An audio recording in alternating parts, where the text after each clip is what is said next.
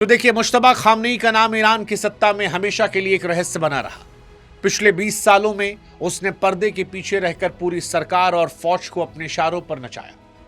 Iran में उसे साया इसलिए कहते हैं क्योंकि वो अपने पिता का सबसे खास मोहरा था और ईरान में रिवॉल्यूशनरी गार्ड्स में उसकी पकड़ बहुत ज्यादा मजबूत रही। बीते 2 दशकों में ईरान में जो कुछ ईरान के रिवॉल्यूशनरी गार्ड ने किया, ये कहते हैं कि वो मुश्तबा के इशारों पर होता था। जनवरी 2026 आपको याद होगा, जब ईरान के नौजवानों ने महंगाई और बंदिशों के खिलाफ आवाज उठाई थी, तो मुश्तबा ने ही अपनी फौज को खुली छूट दी थी कि जो भी सड़क पर दिखाई पड़े उसे गोली मार दो। हजारों लोगों को जेल में ठूंस दिया गया था, सैकड़ों को फांसी के तख्त पर चढ़ा दिया गया था और यह सब कुछ मुश्तबा ने किया था। हालांकि मुश्तबा का एक दूसरा पक्ष भी है। एक्सपर्ट्स कहते हैं कि मुश्तबा का चुना जाना दरअसल ईरान के कट्टरपंथी सिस्टम की कॉन्टिन्यूटी दिखाने की कोशिश है।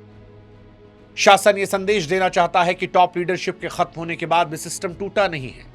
मुश्तबा कोई साधारण धार्मिक नेता नहीं है, बल्कि एक ऐसा खिलाड़ी जिसने अपनी पूरी जिंदगी साजिशों और हमले के बीच में बिताई है। अब उसके हाथ में दुनिया की सबसे खतरनाक मिसाइलों और ड्रोन फौज का रिमोट कंट्रोल है। कहने वाले तो ये भी कहते हैं कि वो अपने पिता से ज्यादा कट्टरपंथी है, ज्यादा खूंखार है, अपने पिता से ज्यादा उसके अंदर निर्दयता है।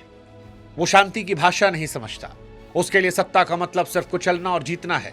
मुश्तबा का इतिहास गवाह है कि वो गद्दी के लिए किसी भी हद तक जा सकता है और अब जब वो खुद कुर्सी पर है, तब दुनिया ये देखना चाहती है कि अब वो रहबर बनकर ईरान के हित में काम करेगा, शांति लाएगा, या फिर ईरानियों के लिए अपने पिता का बदला लेगा।